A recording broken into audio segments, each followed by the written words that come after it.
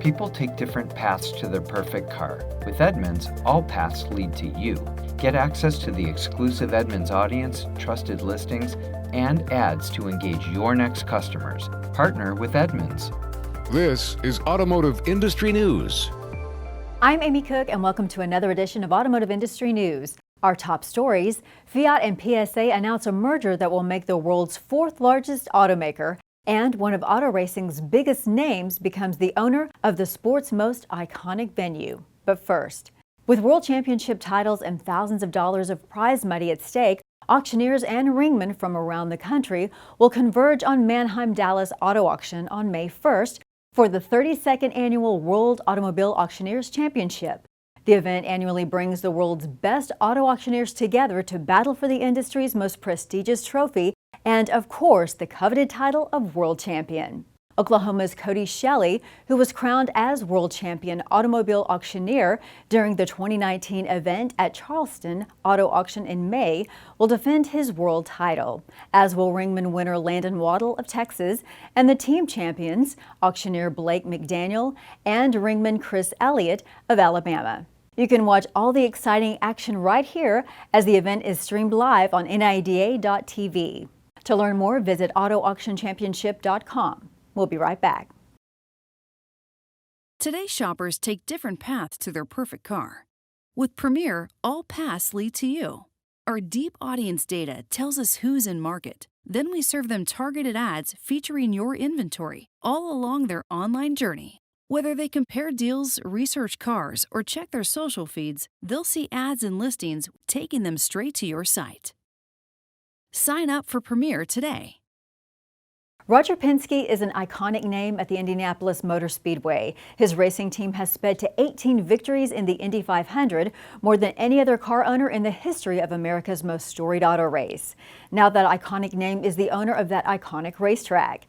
Penske and Penske Entertainment Corp. have reached an agreement to purchase the Speedway and the IndyCar Series, including the Indy 500 from the Holman family, which has owned the Speedway for 74 years.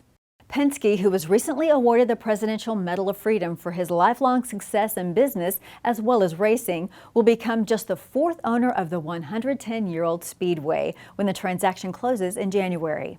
At a news conference in Indianapolis, Tony George, grandson of Tony Holman, who bought the then dilapidated racetrack in 1945, and Penske discussed what the sale of the Speedway means to them. We've literally grown up around it.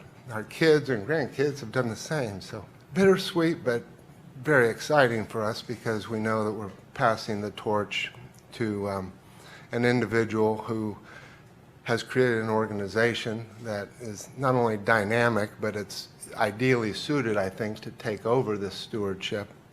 Very excited about welcoming the Penske Corporation, Penske Entertainment as new corporate citizens. We have a parent now that appreciates the history of the past, the history and the past, knows our business inside and out, gets things done. I love that Roger has said more often than not that he cares about the talent, the people around him, and how hard they work.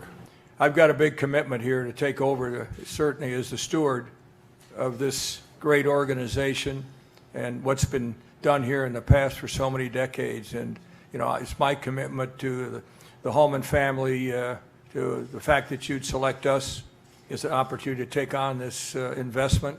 It's amazing.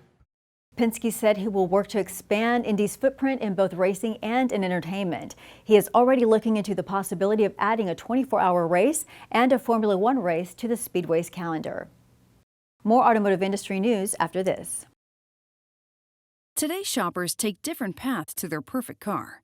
With Premier, all paths lead to you. Our deep audience data tells us who's in market. Then we serve them targeted ads featuring your inventory all along their online journey. Whether they compare deals, research cars, or check their social feeds, they'll see ads and listings taking them straight to your site. Sign up for Premier today.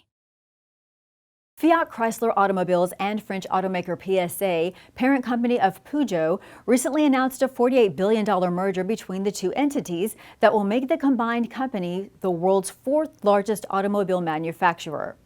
The companies are joining forces as they seek to cope with costly new technologies, such as developing electric and autonomous vehicles and slowing global demand. The move gives FCA access to PSA's more modern vehicle platforms, helping it to meet tough new emission rules, while Europe-focused PSA benefits from FCA's profitable business in the U.S. market. The green light has been given. The companies say this will be a 50-50 merger. At the helm, PSA's Carlos Tavares in the role of CEO and Fiat Chrysler's John Elkann as chairman. The board is to be made up of 6 Peugeot appointees, including Tavares, and 5 from Fiat Chrysler. The plan is to maintain operational headquarters in the US, France and Italy, but the company will be based in the Netherlands. The merger of these two auto giants is being closely watched by the French government, not only because it's a 12% stakeholder in PSA, but as the company employs around 65,000 people in France. A board meeting on Wednesday said all of PSA's French sites would be maintained and industry protected. When merged, the company's combined market share in Europe would stand at around 23%. The deal stands to make the 4th largest car maker in the world, and PSA's global presence is expected to grow. What PSA stands to gain is a large market base to sell many more vehicles to help fund investments made in electric cars, self-driving vehicles and connected services.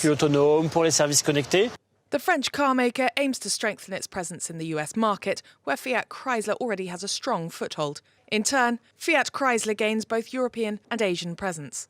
The boards of the two groups expect to reach a binding agreement in the coming weeks.